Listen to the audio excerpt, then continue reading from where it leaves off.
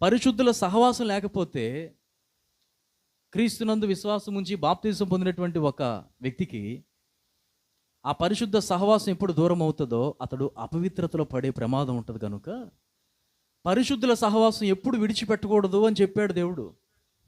కానీ మనం ఏం చేస్తాం తెలుసా? సహవాసాన్ని విడిచిపెడతాం. నువ్వు సంఘాన్ని విడవద్దురా, నువ్వు దూరం అవుతున్నానా, జాగ్రత్త అంటాడు. సంఘాన్ని వదులుతాం.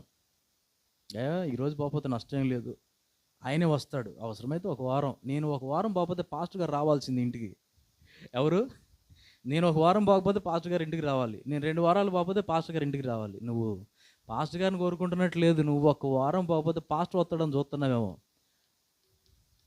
పాస్టర్ను మాత్రమే అనుకొని నువ్వు ఒకవేళ శాసిస్తే ప్రభువుని శాసిస్తున్నావు. తస్మాత్ జాగ్రత్త.